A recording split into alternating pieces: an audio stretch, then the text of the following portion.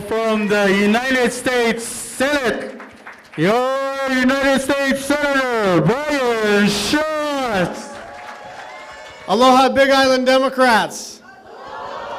Thank you so much for the honor of being here. I know it does actually feel strange. Now that I'm looking out at all of you, it feels weird not to be at the bandstand, but it feels great to see all of you, and at least the air conditioning is working great. I want to congratulate everybody who's decided to run for office, and I especially want to congratulate the people who every couple of years put on an incredible grand rally.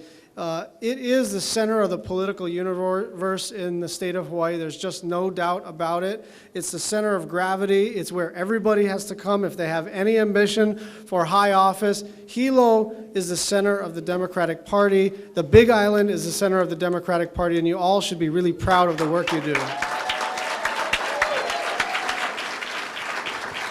So, I just want to tell you how much I love my job. I mean, I know there's a lot of people who are very frustrated with the United States Congress, and that's all well earned, but I just wanted to tell you how honored I am to serve you, to serve on the Appropriations Committee, to be able to help with federal funding for infrastructure, for education, for Native Hawaiian health, for education at the higher and lower level, to fight climate change and work together with all of you on clean energy. It's really my great honor. But I wanted to thank you not just for the honor of representing all of you.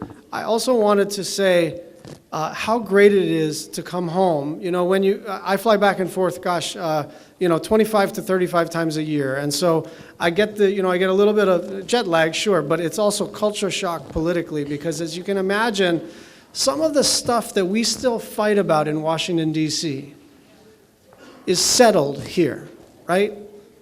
You know, there are this question of, I just read a poll that said, by a 3-to-1 margin, Trump voters think increasing diversity in the country is a bad thing. Can you imagine that? And by the way, by a 4-to-1 margin, Hillary Clinton's voters believe diversity is a good thing. This is not and I just want to say, these are democratic values, but in the state of Hawaii, I just want to be fair to at least most of our Republican friends and neighbors. You know, what has happened to the National Republican Party is absolutely over the ledge. You know, I have friends in the United States Senate who are patriotic Republicans, and they are absolutely appalled and embarrassed at what has happened to a once noble political party. But what I want to thank you for is you have settled the political dispute around climate change. You understand that we have to invest in infrastructure. You understand that economic development starts from the middle out, not from the top down. You understand that diversity is a strength and not a weakness, and that foundation gives me strength. So when I come home and I kind of have to shake it off, and I have to wash it off, and I have to kind of like stretch my neck and sort of feed my soul, I know that I am supported by all of you. I know that, and it's not just in terms of the votes, although I need them, but it's also knowing that when I go and do the right thing for you, that you've got my back. I know I only have one more minute, but I wanted to just tell you, because I know a lot of you are political junkies, and a lot of people are asking me what's going to happen on the national level. I'll let John Waihee talk about Hillary Clinton, but I will tell you, we're going to take the United States Senate tomorrow.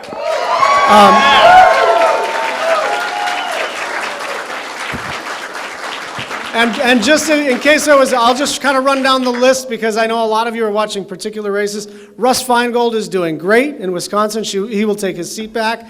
Tammy Duckworth from Hawaii is going to win in Illinois. Yeah. Maggie Hassan in New Hampshire is doing great. Katie McGinty in Pennsylvania, who used to work for Al Gore and has become a really good friend of mine, is going to win and beat Pat Toomey, who used to be the CEO of the Club for Growth. We are doing really well in Missouri. A little bit shockingly to a lot of people, there's a 35-year-old named Jason Kander who's probably got about a 50-50 chance of winning. And Deborah Ross, who used to be the chair of the ACLU of North Carolina, is our nominee, and she's ahead by 3 against Richard Burr. So if you have any nervous energy left, and you've got anybody on the mainland who is undecided at all, call them and yell at them and tell them that the future of the world is at stake. Thank you, Big Island Democrats. Aloha.